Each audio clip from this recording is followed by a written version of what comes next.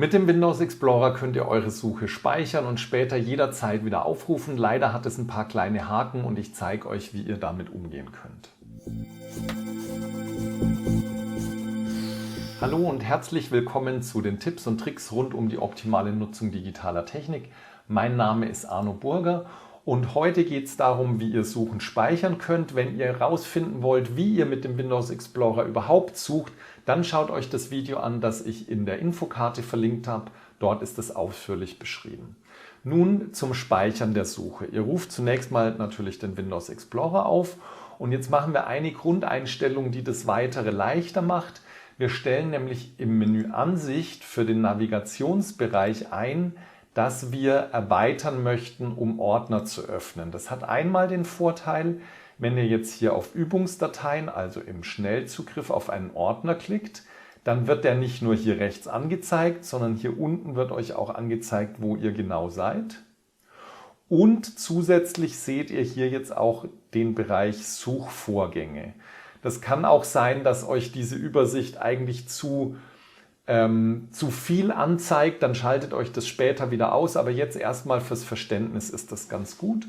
Und dann gehe ich wieder auf Start zurück. Jetzt möchte ich also suchen. Ich habe die Suche vielleicht auch schon durchgeführt, nämlich möchte ich nach dem Begriff Datenlisten in Excel-Dateien suchen und diese Suche rufe ich auf. Also ich führe ganz normal eine Suche durch. Und wenn ich das gemacht habe und es passt soweit alles, dann klicke ich hier unter Suchen auf Suche speichern im Bereich Optionen. Suche speichern. Und jetzt komme ich in diesen Bereich der Suchvorgänge, den wir hier unten auch schon gesehen haben. Ich gebe jetzt einen Dateinamen ein, also zum Beispiel, ich beschreibe das ganz gern in den Übungsdateien nach Excel-Dateien mit dem Begriff Datenliste suchen und dann klicke ich auf Speichern und dann wird diese Suche auch gleich durchgeführt. Ihr seht das jetzt hier, Online-Akademie Suchvorgänge und das ist jetzt der Suchvorgang. Und wenn ich später den Windows Explorer wieder aufrufe und hier auf die Suchvorgänge klicke, dann kann ich hier direkt diesen Suchvorgang öffnen und habe das Ergebnis. Und wenn ihr euch das noch ein bisschen erleichtern wollt, dann nehmt die Suchvorgänge hier mit einem Rechtsklick, geht auf Senden an und sagt Senden an Desktop Verknüpfung erstellen. Und in Zukunft könnt ihr einfach auf dem Desktop Suchvorgänge mit einem Doppelklick aufmachen, den Suchvorgang aufrufen, den ihr wollt und ihr habt das Ergebnis. Jetzt gibt es leider einen kleinen Haken oder eigentlich so klein ist er gar nicht, er ist eigentlich ziemlich ärgerlich. Das hier ist für Windows, den Windows Explorer, jetzt keine Suche mehr, sondern es ist ein Suchvorgang und deshalb erscheint hier oben auch nicht die Registerkarte Suchen. Und das hat zur Konsequenz, dass ihr die Suche nicht weiter einschränken könnt. Ihr könnt keinen anderen Ordner für die Suche aufrufen. Also das funktioniert wirklich nur für exakt dieselbe Suche, die ihr später nochmal aufrufen wollt.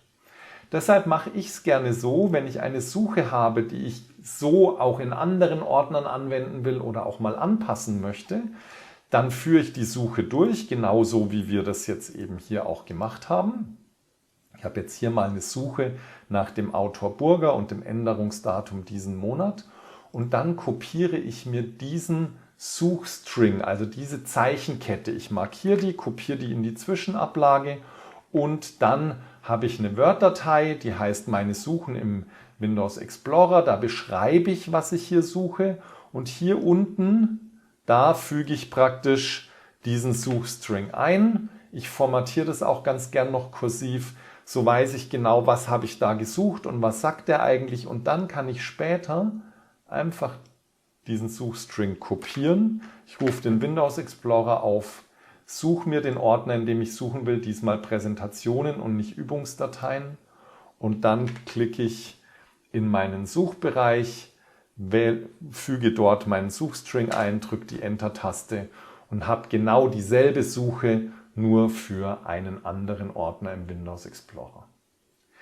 Ja, ich hoffe, dass eine der beiden Varianten euch hilft, eure Suche zu verbessern, indem ihr euch Suchen auch speichern könnt. Wenn es euch gefallen hat, hinterlasst mir gerne einen Daumen hoch und wenn euch vor allem das Thema Suchen interessiert, dann mache ich im Moment immer wieder ein Video, dann abonniert doch auch den Kanal und schaltet die Glocke ein. Und alle Fragen, die ihr habt, bitte schreibt die unten in die Kommentare.